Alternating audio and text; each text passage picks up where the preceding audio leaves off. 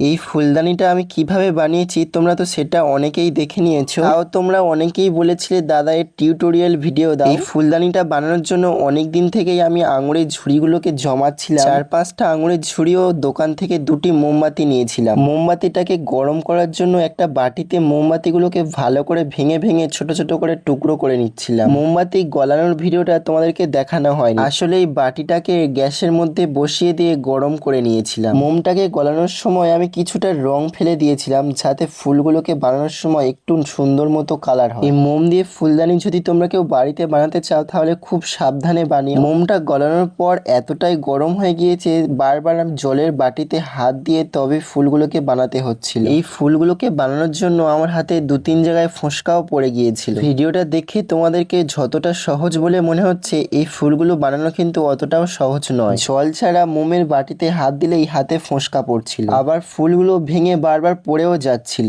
তাহলে তোমরাই ভাবো একটা আর্টের ভিডিও বানাতে গেলে কতটা সমস্যা হয়। তোমরাই বলছিলে এই আর্টের ভিডিও তো করা খুবই সহজ। যারা যারা এই কমেন্টই করছিলে তারা একবার এই ক্রাফটটি বাড়িতে চেষ্টা করে দেখো, তাহলেই বুঝতে পারবে যে এই ফুলদানিটা বানাতে গেলে কতটাই না কষ্ট হবে। এই ফুলগুলো বানাতে অনেকটাই সময় লাগছিল, তাই মোমগুলো বারবার জমে যাচ্ছিল। তাই জন্য আমি মোমের বাটিটাকে 3-4 বার গ্যাসের মধ্যে গরম করেছিলাম। তোমরা যদি কেউ এই ফুলদানি বানাতে চাও তাহলে আঙুরের ঝুড়ির বদলে গাছের ডালও ব্যবহার করতে পারো। আমি বেশিরভাগ সময় কোনো ফেলে দেওয়া জিনিস দিয়েই কোনো নতুন কিছু সৃষ্টি করার চেষ্টা করি, তাই জন্য এই ফুলদানিটা বানানোর জন্য আঙুরের ঝুড়িগুলোকে ব্যবহার করেছি। আঙুরগুলো খাওয়ার পরে তো এই ঝুড়িটাকে ফেলে দেওয়া হবে, না হলে পুড়িয়ে দেওয়া হবে, তাই আমি ফেলে বা পুড়িয়ে না দিয়েই জমিয়ে রেখেছিলাম যাতে নতুন কিছু সৃষ্টি করতে পারি। সেটা যে এরকম ভাবে কাজে লেগে যাবে ভাবতে পারি। তোমরাই দেখো এই ফুলগুলো বানানোর পর এটা কি মনে হচ্ছে আঙুরের ঝুড়ি ও মোম দিয়ে বানানো? আমি নিজেই তো বুঝতে পারছিলাম না যে এটা নকল ফুলদানি না আসল ফুলদানি। ফুলগুলো বানানোর পর আমার একটা টবের প্রয়োজন ছিল, তারপর দেখলাম যে আমার কাছে একটা দইয়ের ভাঁড় আছে, কিন্তু সেটা ছিল আবার ভাঙা।